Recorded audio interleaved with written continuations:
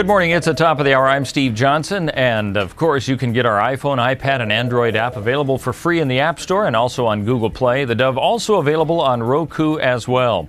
In the news today, Congress has approved and President Obama has signed legislation to avert the U.S. government default on its bills, and it also the bill ends a 16-day partial government shutdown. It means the furloughed federal employees heading back to work today, and they are going to be paid for the time that they were gone. The legislation that ends the partial government shutdown and increases the debt limit is only a temporary fix, though. It funds the government only through January 15th and allows normal borrowing through February 7th, or maybe a little longer. In applauding the action, President Obama says there are other issues now that have to be the focus. We still need to pass a law to fix our broken immigration system. We still need to pass a farm bill.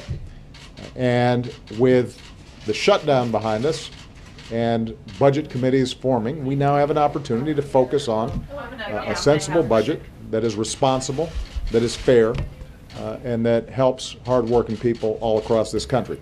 Now, many House Republicans say they're not giving up the fight to get rid of Obamacare. House Majority Leader John Boehner says our drive to stop the train wreck that is the president's health care law will continue. Oregon Senate President Peter Courtney is saying no to the idea of a special session concerning the Columbia River crossing connecting Oregon to Washington.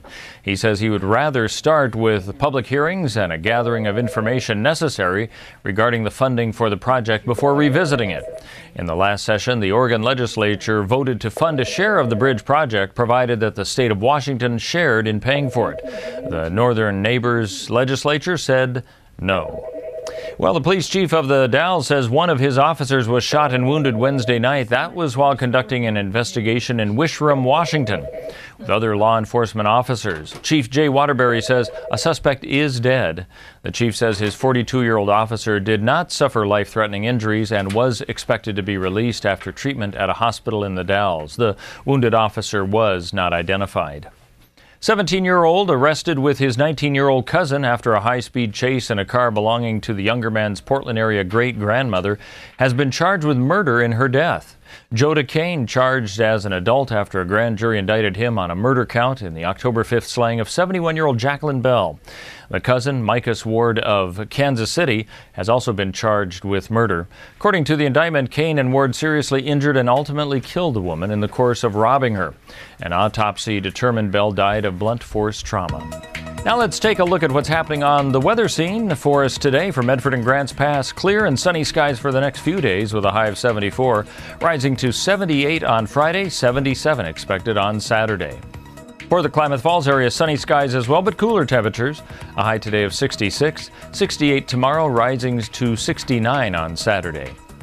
Along the coast in Brookings, sunny skies as well. A high today of 67, 69 tomorrow, and then 66 expected on Friday. For the Port Orford Coos Bay area, partly cloudy skies today, 65, otherwise sunny as we head into the weekend. High tomorrow of 70, 67 expected on Saturday with the lows in the mid to upper 40s.